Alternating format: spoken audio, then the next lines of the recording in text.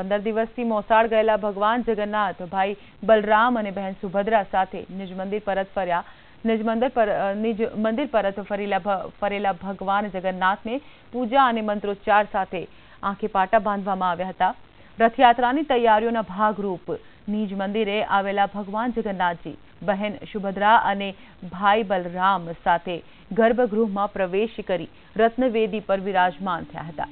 મામાના ઘરે 15 દિવસના રોકાણ દરમિયાન ભગવાન જગન્નાથ બહેન સુભદ્રા અને ભાઈ બલરામે જાંબુ વધુ ખાધા હોવાથી તેમની આંખો આવી જાય છે, જેથી તેઓ બીમાર પડ્યા હોવાથી નેત્રોત્સવ વિધિ કરાઈ હતી।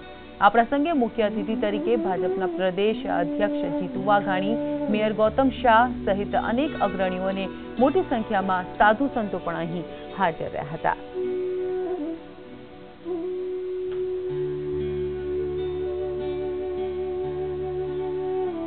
તો જે તસવીરો આપ જોઈ રહ્યા છો, ભગવાન જગન્નાથની નેત્રોત્સવ વિધિ જ્યારે કરવામાં આવી, ભક્તોનું ઘોડાપૂર અહીં ઉમટી પડ્યું હતું અને ભક્તો અહીં કતારમાં ઊભા હતા। ભગવાન જગન્નાથની નેત્રોત્સવ વિધિને લઈને મંદિરમાં વહેલી સવારથી જ તડામાર તૈયારીઓ શરૂ થઈ ગઈ હતી।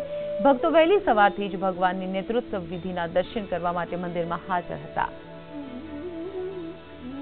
ધ્વજારોહણ પણ આજે મંદિરમાં કરવામાં આવ્યું, નેત્રોત્સવ વિધિ કરવામાં આવી।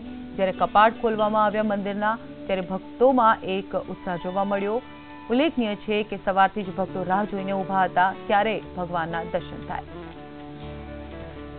ત્યારે આજે જ્યારે ભગવાનની નેત્રોત્સવ વિધિ અને સાથે ધ્વજારોહણ પણ મંદિરમાં કરવામાં આવ્યા હતા અને સાથે જ મહાપ્રસાદીનું આયોજન પણ આજે કરવામાં આવ્યું છે। દેશભરના સંતો મહંતો આજે ભગવાન જગન્નાથના મંદિરે પહોંચી ગયા હતા અને તેમની માટે એક ખાસ ભંડારાનું આયોજન પણ કરવામાં આવ્યું હતું। તો જ્યારે આરતી કરવામાં આવી રહી હતી ત્યારે જે ભક્તો છે તેઓએ તેનો લાભો પણ લીધો હતો આરતીનો અને સાથે જ તેઓમાં એક ઉત્સાહ જોવા મળી રહ્યો છે।